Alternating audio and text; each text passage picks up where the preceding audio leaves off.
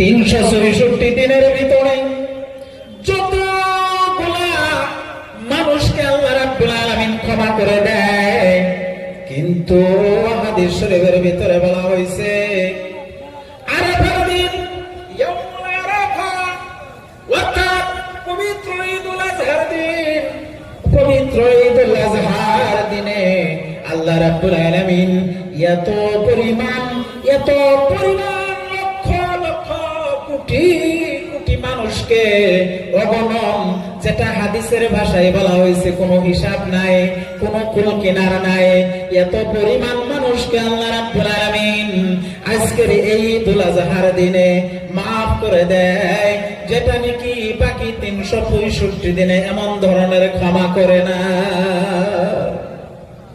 বন্ধুরা আমার, আল্লাহ রাব্বুল আলামিন এই পবিত্র ঈদুল আজহার দিনে এত লক্ষ লক্ষ কোটি কোটি মানুষকে মাফ করে দেয়, গুনাহ থেকে মুক্তি করে দেয়, বেমার থেকে মুক্তি করে দেয়, বিভিন্ন আপদ বিপদ বালা মুসিবত থেকে মাফ করে দেয়।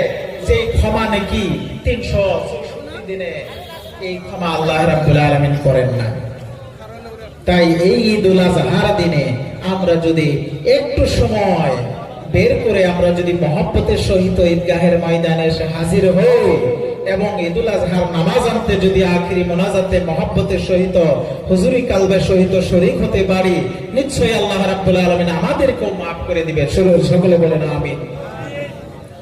বন্ধুগণ আমার, আল্লাহ রাব্বুল আলামিন এই পবিত্র ঈদুল আজহার দিনে এমন ধরনের কয়েকটা ঘটনা ঘটাইছেন, যেমন নাকি আমাদের জাতির পিতা, মুসলমানদের জাতির পিতা, বাবা মুসলমানদের জাতির পিতা,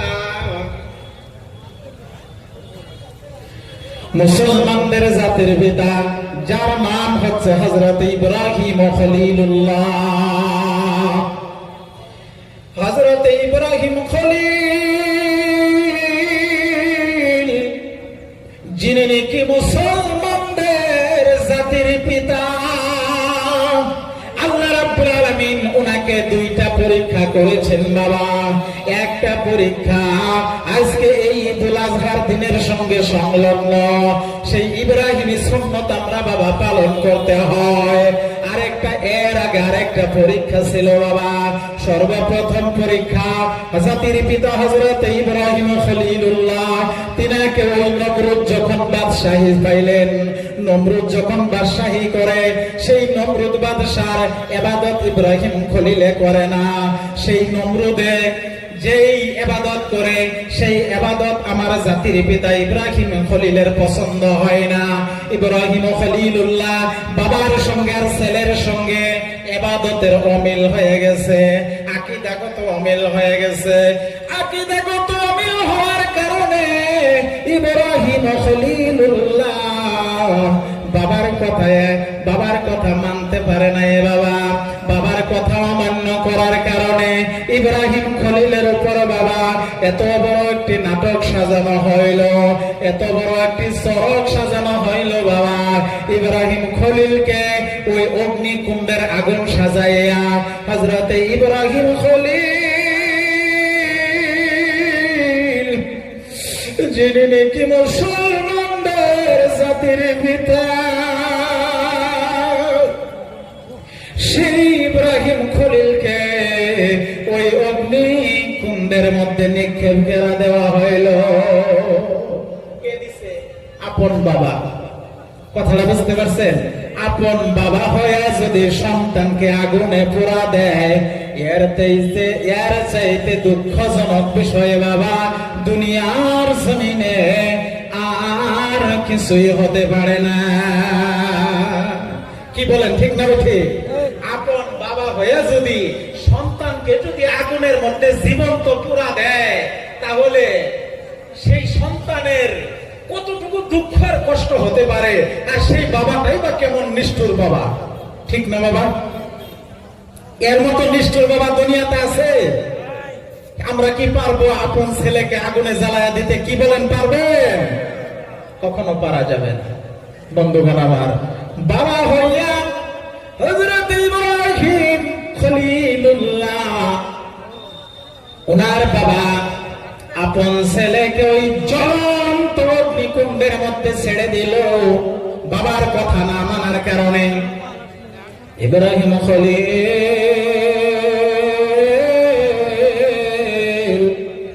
আগুনের মধ্যে পড়িয়া কান্দে, ও দয়াময় আল্লাহ,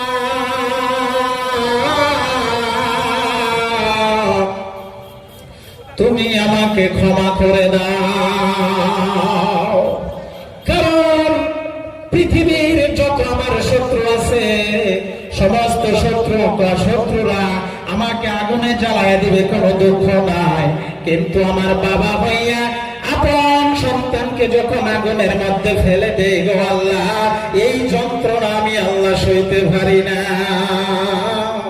হযরত জিবরাইল আলাইহিস সালাতু ওয়াস সালাম আসিয়া বলে, ও আল্লাহর খলিল, তুমি আমাকে বলো ওই নমরুদের অগ্নিকুণ্ডকে সঙ্গে সঙ্গে পাহাড় চাপা দিয়ে এবং সাগরের পানির দ্বারা আমি নিভাইয়া দে। তখন হযরত ইব্রাহিম খলিল বলে, হে জিবরাইল, আমার সামনে থেকে দূর হয়ে যাও, দূর হয়ে যাও, আমি এমন কোন খোদার ইবাদত করি না যেই খোদা তার আপন বান্দাকে দেখতেছে না। আজকে আমি যে আগুনের মধ্যে পড়ে গেছি, নিশ্চয় আমার মাওলা আমারে দেখতেছে। ইব্রাহিম খলিল কাঁদে, আল্লাহ তুমি ইচ্ছা করলে তো সবই পারো।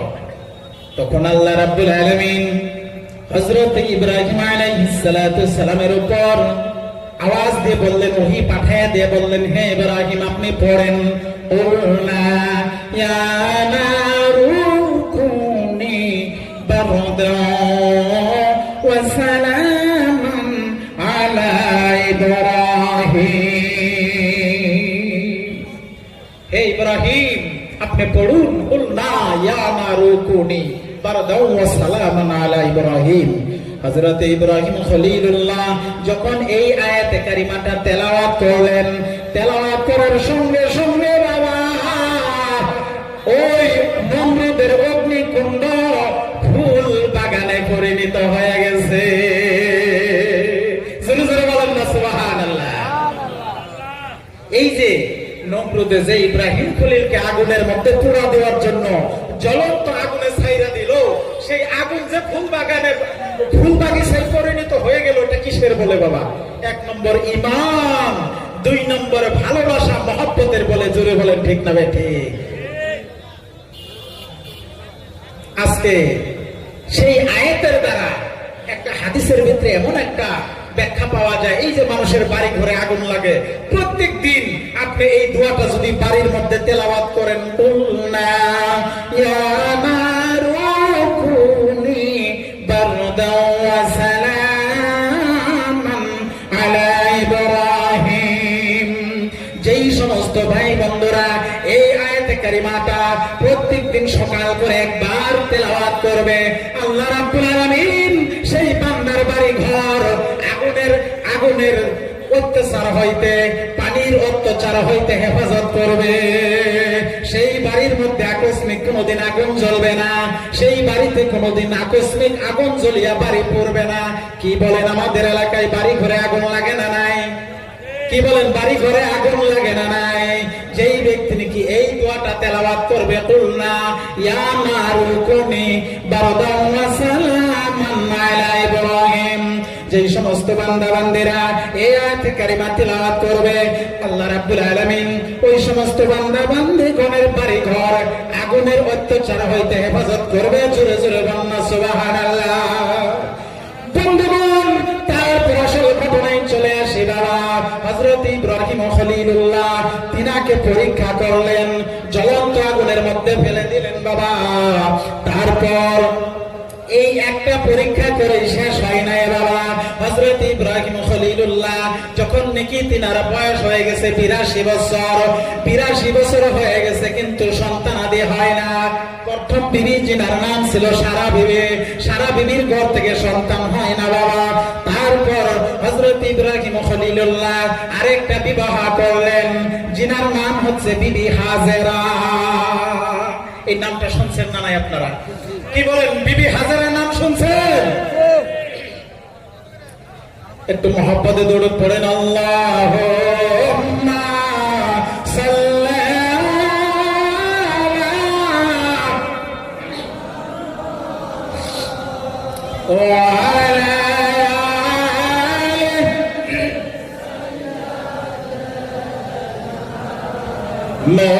মুহাম্মাদ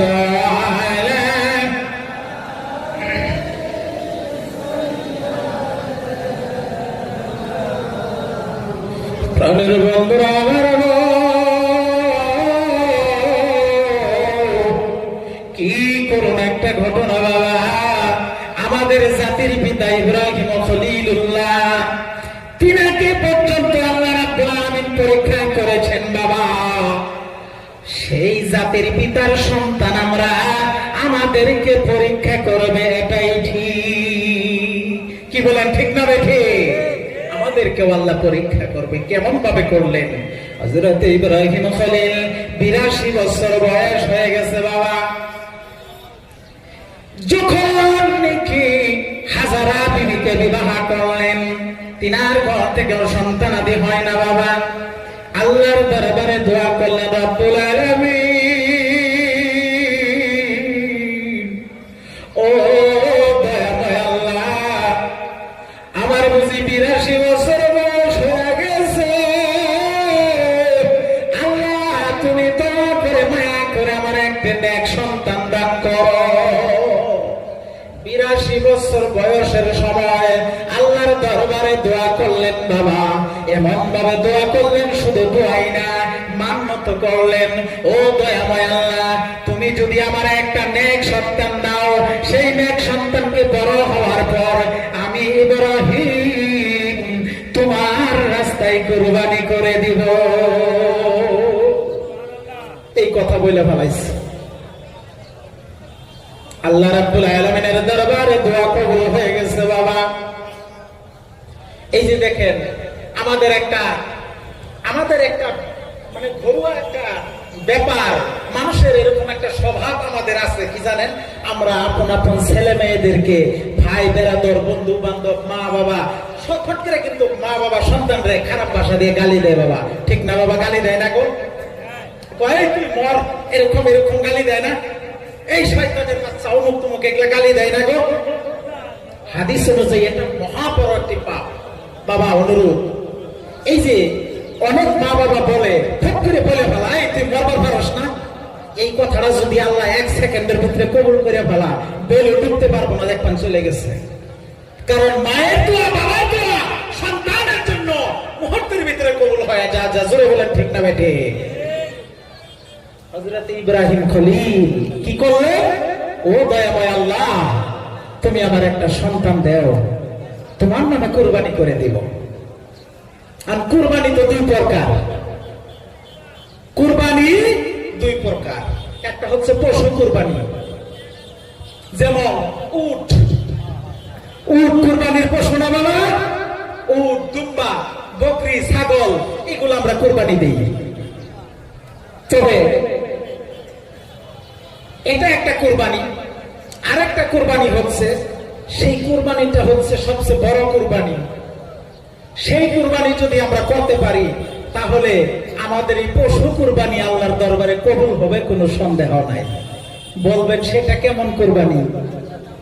সেই কুরবানি সম্পর্কে রাসূলুল্লাহ সাল্লাল্লাহু আলাইহি ওয়াসাল্লাম হাদিস শরীফের ভিতরে ইরশাদ করেছেন, যতক্ষণ পর্যন্ত মান আরাফা নাফসাহু ফাকাদ আরাফা রাব্বাহু, তুমি তোমার নিজের সঙ্গে নিজে পরিচয় করতে না পারবা, যতক্ষণ পর্যন্ত তোমার ভিতরে পশু নামে একটা আত্মা আছে, পশু আত্মা নামে একটা আত্মা আছে। আমাদের ভাষায় বলা হয়, একটা ভাষায় আমরা সচরাচর বলি 5 আত্মা। মানুষের আত্মা আমরা বলি না এইভাবে 5 আত্মা। এটা হাদিসের ভাষায় বিভিন্ন ব্যাখ্যা আছে, তার ভিতরে একটি আত্মা আছে আমাদের ভিতরে, পশু আত্মা। সেই মানুষের ভিতরে যে পশু আত্মা আছে, সেই পশু আত্মাকে যতক্ষণ পর্যন্ত আল্লাহর রাস্তায় কুরবানি দিয়ে সেই পশু আত্মার উপর আমরা জয়লাভ করতে না পারবো, ততক্ষণ পর্যন্ত এই দুনিয়াদারি 1000টা পশু কুরবানি দিলেও আল্লাহর দরবারে কবুল হবে কি না সেটা আমার আল্লাহই ভালো জানে, আমাদের জানার ক্ষমতা নাই। কথাটা বুঝতে পারছেন? তার মানে আমি কুরবানি দিলাম, এদিক দিয়ে দেখবেন সুদ খায়, ঘুষ খায়, মিছা কথা বলে, মানুষের সীমা ঠেলা খায়, মাটি বেদখল করে, টাকা মাইরা খায়, মানুষকে আঘাত দেয়, বিনা অপরাধে মানুষকে ফাঁসায়া দেয়। এরকম ধরনের অন্যায় বিচার করার পর যদি বছরে আপনি 10 লক্ষ টাকা দামের পশু যদি কোরবানি করেন, কিন্তু সারা বছর যে পাপ করছেন সেই পাপ না ক্ষমা হওয়া পর্যন্ত 10 লক্ষ কেন 10 কোটি টাকা দামের কোরবানি দিলেও আমার মাওলার দরবারে কোরবানি কবুল হবে না। কি বলেন, ঠিক না ঠিক? বন্ধুরা আমার, আমরা নিজের ভিতরে যে পশু আত্মা আছে সেই আত্মাকে, পশু আত্মাকে আগে কোরবানি করতে হবে। আর যার কারণে খাজা বাবা শাহ শমসুদ্দৌলা রহমতুল্লাহ আলাইহি তিনার একটা লেখা কিতাব তাসওয়ুফে রজিফা মারিফাতের তত্ত্ব, সেই কিতাবের ভিতরে খাজা বাবা শমসুদ্দৌলা রহমতুল্লাহ আলাইহি এইভাবে বলছেন যে ইসলাম শুধু শরীয়ত নয়, ইসলাম শুধু তরিকত নয়, ইসলাম শুধু হাকিকত নয়, ইসলাম শুধু মারিফাত নয়, অর্থাৎ শরীয়ত, তরিকত, হাকিকত, মারিফাতের সমন্বয় হচ্ছে পূর্ণ ইসলাম। তাই আমরা যদি শুধুমাত্র এই যে অল্প আগে যে বললাম পশু কুরবানি, বাস্তবে পশু কুরবানি আর নিজের ভিতরে যে পশু আত্মা আছে সেই পশু আত্মাকে কুরবানি, তাহলে কি কুরবানি প্রকার কয়টা হয়েছে?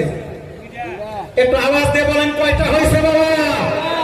2 প্রকার কুরবানি হয়েছে। যেমন ইবাদত 2 প্রকার, শরীয়ত, মারিফাত। শরীয়তের নামাজ, মারিফাতের নামাজ। শরীয়তের রোজা, মারিফাতের রোজা। শরীয়তের হজ, মারিফাতের হজ। শরীয়তের দান, মারিফাতের দান। শরীয়তের কুরবানি, মারিফাতের কুরবানি। প্রত্যেকটা বস্তুকে আল্লাহ রাব্বুল আলামিন 2টা ভাগ করে দিয়েছেন। সুবহানাল্লাহ। আমরা এইগুলা কথা শিখতে হবে। তাই খাজা বাবা শাহ শমসুদ্দৌলা রহমতুল্লাহ আলাইহি বলেন, যতক্ষণ পর্যন্ত তুমি তোমার নফসের কুখাহেশ, কুমন্ত্রণা থেকে আপন আপন এই নফসের সঙ্গে জিহাদ করে তুমি জয়লাভ করতে না পারবে, ততক্ষণ পর্যন্ত তুমি মুমিন হইতে পারবে না। আর মুমিন না হওয়া পর্যন্ত তুমি জান্নাতের আশা করতে পারবে না। জোরে বলেন, ঠিক না ঠিক? এইগুলা বাবা হক কথা, হয়তো অনেকে খারাপও পাইতে পারে, তবে কোরআনের হাদিসের কথা বলতে কি ভয় আছে? কি আওয়াজ দিয়ে বলেন, বলতে ভয় আছে? ভয় নাই। একটু দৌড় পড়েন, আল্লাহুম্মা সাল্লি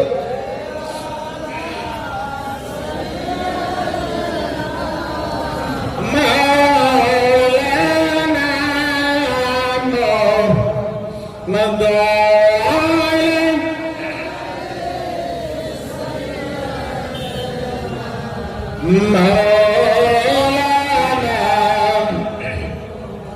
বন্ধুরা আমার, বলতেছিলাম ইব্রাহিম খলিলুল্লাহ আল্লাহর দরবারে মানত করলেন, প্রভু আমাকে একটা নেক সন্তান দাও, আমি তোমার রাস্তায় কুরবানি করে দিব বাবা। আল্লাহ রাব্বুল আলামিন হযরত ইব্রাহিম খলিলুল্লাহর এই দোয়া কবুল করে ফেললেন। বিবি হাজরার গর্ভে একটা সন্তান দিলেন, যেই সন্তানের নাম হইল বাবা হযরত ইসমাঈল জবিহুল্লাহ। একটু জোরে জোরে করুন, আল্লাহু আকবার। হযরত ইব্রাহিম খলিলের সন্তানের নাম রাখলেন ইসমাঈল জবিহুল্লাহ। অনেক লম্বা ঘটনা, সময় নাই, সংক্ষিপ্ত করে মূল পয়েন্টটা বলতে চাই। 1 বছর সন্তানের বয়স, 2 বছর, 3 বছর করতে করতে 9 বছর হয়ে গেল বাবা। তখন হযরত ইব্রাহিম খলিলুল্লাহ ওই বাইতুল মুকাদ্দাসে তখন বসতি গড়ে। সেইখান থেকে হযরত বিবি হাজরাকে ওই মক্কা নগরীর মাঝে রেখে গেছিল। অনেক লম্বা ঘটনা। তারপর এই যে আমরা আজকে ঈদুল আজহার ময়দানে নামাজের জন্য এসেছি বাবা, আজকে তো 10 তারিখ, গতকাল 9 তারিখ গেছে বাবা, তার আগের দিন বাবা 8 তারিখ গেছে, ঠিক না ঠিক? এই জিলহজ মাসের 8 তারিখে হযরত ইব্রাহিম খলিলুল্লাহ রাতের বেলায় স্বপ্নের মাধ্যমে দেখলেন হযরত জিবরাইল আমিন এসে বলে, হে আল্লাহর বন্ধু ইব্রাহিম, আপনার কলিজার টুকরা, আপনি যেই বস্তুকে দুনিয়ার জমিনে বেশি ভালোবাসেন, আপনার মহব্বতের বস্তু আল্লাহর রাস্তায় কোরবানি করে দেন। হযরত ইব্রাহিম সকালবেলা ফজরের নামাজ আদায় করিয়া সঙ্গে সঙ্গে 100 উট কুরবানি করে দিলেন। কোন সুবহানাল্লাহ। 8 তারিখ চলে গেছে বাবা, 9 তারিখ এসে গেল। এশার নামাজ পড়ে ইব্রাহিম সময় শুয়ে যায়। যখন ঘুমায়া গেছে, রাত্রিবেলা আবার স্বপ্ন দেখতেছে। হযরত জিবরাইল স্বপ্নের মাধ্যমে আয়েশা বলতেছে, হে আল্লাহর বন্ধু ইব্রাহিম, তোমার সব থেকে মহব্বতের বস্তু আমি আল্লাহর নামে কোরবানি করে দাও। হযরত ইব্রাহিম সকালবেলা ঘুম থেকে উঠিয়া 100 দুম্বা কোরবানি করে দিলেন। কি বললাম বাবা? দুম্বা দেখছেন না? আমাদের দেশে আছে না নাই দুম্বা? 100 দুম্বা কোরবানি করে দিলেন বাবা। 9 তারিখ চলে গেল। 10 তারিখের রাত্রে পুনরায় হযরত ইব্রাহিম খলিলুল্লাহকে সরাসরি বলা হলো, হে আল্লাহর বন্ধু ইব্রাহিম, আজকে বিগত 2 দিন ধরে আপনি আল্লাহর রাস্তায় যে কোরবানি করতেছেন, আপনি উট কোরবানি করলেন, দুম্বা কোরবানি করলেন। আমার আল্লাহ রাব্বুল আলামিন আপনার কাছে উট দুম্বা কোরবানি চায় না। আপনার যে একমাত্র 82 বছর বয়সের সময় একমাত্র কলিজার টুকরা সন্তান হযরত ইসমাঈল, আপনার সন্তানকে আল্লাহ রাস্তায় কোরবানি করে দেয়। হযরত ইব্রাহিম এই স্বপ্ন দেখার সঙ্গে সঙ্গে চোখের পানি ফেলাইতে লাগলেন। সকালবেলা ঘুম থেকে উঠিয়া ঘোড়ার উপর সওয়ার হইয়া দৌড়ে বিবি হাজেরার কাছে চলে আসিয়া বলে, ও আমার প্রাণের স্ত্রী, তোমার কলিজার টুকরা সন্তান ইসমাইল কোথায়? আমার সামনে নিয়ে আসো। ইসমাইলকে সামনে আনা হলো। ইসমাইলকে হযরত ইব্রাহিমকে দেখে বলে, বাবা ইসমাইল, ও বাবা ইসমাইল, তোমাকে বাবা একটা আবদার করবো, একটা কথা বলবো বাবা। তখন ইসমাইল বাবার কদম জড়ায় ধরছে, আব্বা সাহেব, আজকে বিগত 9 বছর আমি বাবার ভালোবাসা আদর পাই নাই গো বাবা। আপনি আগে আমাকে কি হুকুম করবেন, কি বলবেন, আমি সেটাই করবো গো আব্বা জান, আপনি দয়া করে বলুন। তখন মায়ের কাছ থেকে ফরক করে আলাদা করে পর্দায় নিয়ে চলে গেলেন। যাইয়া বলে, বাবা ইসমাইল, আমি আজকে রাত্রে স্বপ্নের মাধ্যমে দেখেছি আমার আল্লাহ আমাকে বলেছেন আমি যেন আমার নিজ হাতে আমার আল্লাহ রাব্বুল আলামিনের নামে তুমি ইসমাইলকে কোরবানি করে দে। বাবা ইসমাইল, তুমি কি রাজি আছো বাবা? এই কথা ইব্রাহিম বাবা হয়ে ছেলেকে বলে, বাবা আমার নিজ হাতে তোমাকে কোরবানি করতে আমি স্বপ্ন দেখেছি বাবা, তুমি কি বলো? দেখেন 9 বছরের সন্তান, কত ভয়, কত মায়া, কত ভালোবাসা, আল্লাহর কি ভালোবাসা তাদের ভিতরে ছিল বাবা। কেঁদে কেঁদে বলে, বাবা যেই সন্তানকে নাকি আল্লাহ রাব্বুল আলামিন কুরবানি হিসেবে কবুল করে, সেই সন্তানের মতো ভাগ্যবান সন্তান এই দুনিয়ার জমিনে আর কেউ হতে পারে না, কেউ হতে পারে না। বাবা আপনার কাজ আপনি তাড়াতাড়ি সমাধান করুন, আমার কোনো আপত্তি নাই, আমার কোনো দুঃখ নাই। তবে কাল কিয়ামতের ময়দানে ধৈর্যধারী দল যারা, যেনারা নাকি ধৈর্য ধরে, ইন্নাল্লাহা মা'আস সাবিরিন, ধৈর্যধারী বান্দাকে আল্লাহ ভালোবাসে। কাল কিয়ামতের ময়দানে আপনি আমাকে ধৈর্যধারী দলগণের মধ্যে দেখিতে পাইবেন। বাবা তাড়াতাড়ি আপনার কাজ সমাধান করুন। হযরত ইব্রাহিম খলিল আপন সন্তান ইসমাঈল যাবিহুল্লাহ সন্তানকে ঘোড়ার পৃষ্ঠে সওয়ার করাইয়া ওই যে হাজিরা হজ করতে যায়, মিনার পর্বতে যাইয়া কুরবানি দেয় কি দেয় না? আওয়াজ দিয়ে বলেন, মিনার পর্বতে হাজিরা কুরবানি দেয় কি দেয় না? বাবা হইয়া সন্তানকে কুরবানি দেওয়ার জন্য কোথায় নিয়ে যায়? ওই মিনার পর্বতে নিয়ে যায়। নিয়ে যাওয়ার পর যখন সন্তানকে শোয়া দিছে জমিনের ভিতরে, আল্লাহ রাব্বুল আলামিনের আরশে আজিম থরথর করে কাঁপতে লাগলেন। 18,000 কুল কায়নাত সবাই আল্লাহর ভয়ে কাঁপতে থাকলো, রুদন করতে লাগলো, রব্বুল আলামিন আজকে যদি ইব্রাহিমের হাতে অর্থাৎ বাবার হাতে যদি সন্তান কুরবানি হয়ে যায়, কিয়ামত পর্যন্ত এই আইন চালু থাকবে, প্রত্যেকজন বাবা আপন আপন সন্তানকে কুরবানি করতে হবে, এই আইন চালু হয়ে যাবে। আল্লাহ তুমি দয়া করে ব্যবস্থা, আল্লাহ তুমি দয়া করে আমাদেরকে বাঁচায় দাও। সারা সমস্ত কুল কায়নাত এই দোয়া আল্লাহর দরবারে করতে লাগলেন। তারপর দেখেন হযরত ইব্রাহিম খলিলুল্লাহ এই পদক্ষেপে ইসমাঈল জবিহুল্লাহকে দেখে বললেন, বাবা আপনি যে আমাকে কুরবানি করবেন, আমার গায়ে যে জামাগুলা এগুলো আপনি যত্ন করে আমার মার কাছে নিয়ে দিবেন। আমার মা অনেক কষ্ট করে আমাকে ভালোবাসতো, এই রক্ত মাখা জামা আমার মায়ে যদি দেখে আমার মা কলিজা ভাইটা মারা যাবে। আমার মাকে সান্ত্বনা দিবেন, কারণ কুরবানি হচ্ছে ত্যাগ। এই ত্যাগ যদি আমরা করতে না পারি, শুধু পশু জবাই দিলে হবে না, আপন পশু আত্মাকে আমরা আল্লাহর রাস্তায় কুরবানি দিতে হবে, তবেই আমাদের কুরবানি আল্লাহর দরবারে কবুল হবে। বন্ধুগণ সময় নাই। তারপর দেখেন হযরত ইব্রাহিম খলিলুল্লাহ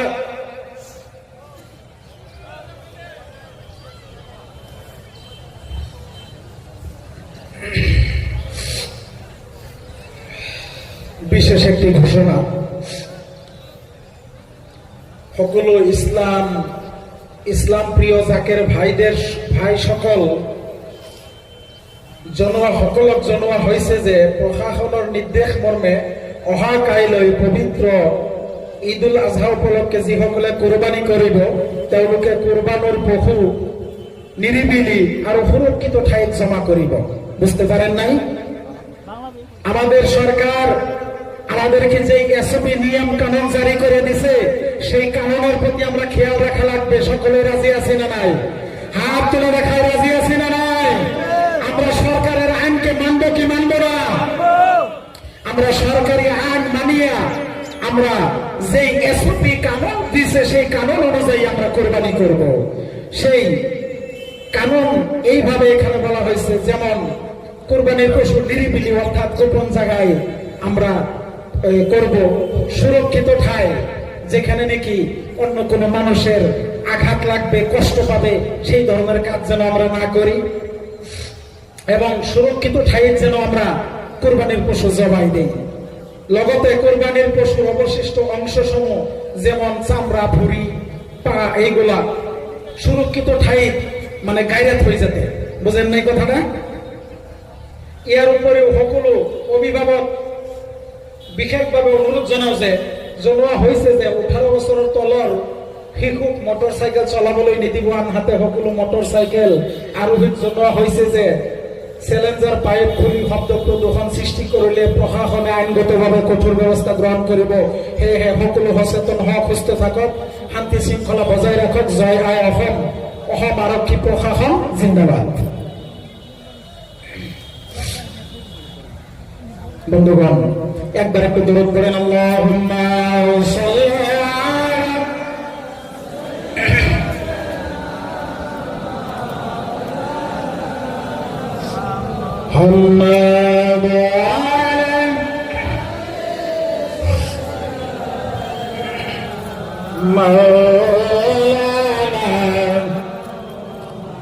বলতেছিলাম বাবা, এই যে করুণ ঘটনা, তবে আফসোস আজকে যদি সময় থাকতো, আপনারা যদি একটু অ্যাডভান্স আসতেন, এই কুরবানির ঘটনা এটা মন খুলে যদি আমি আপনাদেরকে শোনাইতে পারতাম, আমারও আশা ছিল এই ঘটনা আপনাদেরকে আমি বলবো।